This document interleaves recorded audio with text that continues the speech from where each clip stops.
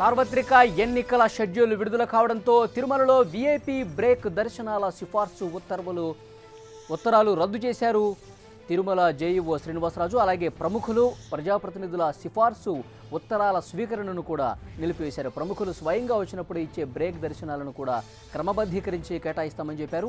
ఎన్నికల కోడ్ అమల్లో ఉన్నందున శ్రీవారి ఆలయం వద్ద రాజకీయ ప్రస్తావనలు చేయడం నిషేధమని జేఈఓ శ్రీనివాసరాజు తెలిపారు. పూర్తి సమాచారం తెలుసుకుందాం. తిరుమల నుంచి మా ప్రతినిధి శ్రీనివాసు ఫోన్ లైన్లో సిద్ధంగా. శ్రీనివాస్, తిరుమలలో వీఐపీ బ్రేక్ దర్శనాల సిఫార్సు ఉత్తరాలు రద్దు చేసినట్టుగా తెలుస్తోంది. పూర్తి డీటెయిల్స్ ఇవ్వండి. నిత్యం కూడా విఐపి బ్రేక్ దర్శనానికి సుమారుగా 3000 వరకు విఐపి బ్రేక్ దర్శనాలు ఇస్తుంటారు. ఇవన్నీ కూడా సిఫార్సు ఉత్తరాలు. ఎవరైతే ప్రజా ప్రతినిధులు, ఎమ్మెల్యేలు, ఎంపీలు, మినిస్టర్లు వీళ్ళు ఉన్నారో వీళ్ళకి సంబంధించిన సిఫార్సు ఉత్తరాలకు ఇవ్వడం జరుగుతుంది.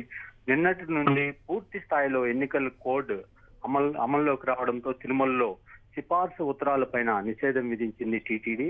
అయితే ప్రజా జీవనంలో ప్రజాప్రతినిధులు ఉండే పరిస్థితి ఉంటుంది. వాళ్ళు ఈ ఓటర్ల మీద ప్రభావితం చూపడం జరుగుతుంది.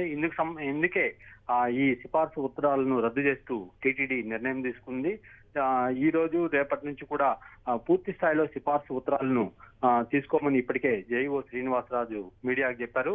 అదేవిధంగా తిరుమలకు స్వయంగా వచ్చే ప్రోటోకాల్ పరిధిలోని విఐపీలు అంటే ప్రజా ప్రతినిధులు, ఎమ్మెల్యేలు, ఎంపీలు వీళ్ళు కూడా తరచూ అంటే 2 రోజులకు ఒకసారి తిరుమలకు రావడము, విఐపీ బ్రేక్ దర్శనంలో శ్రీవారిని దర్శించుకోవడము అటువంటివి కూడా లేకుండా క్రమబద్ధీకరిస్తామని, వాళ్ళకు కూడా ఎన్ని రోజులకు ఒకసారి బ్రేక్ దర్శనాలు కేటాయించాలనే దానిపైన కూడా త్వరలోనే ఒక టీటీడీ నిర్ణయాన్ని వెల్లడి చేస్తామని చెప్పడం జరిగింది.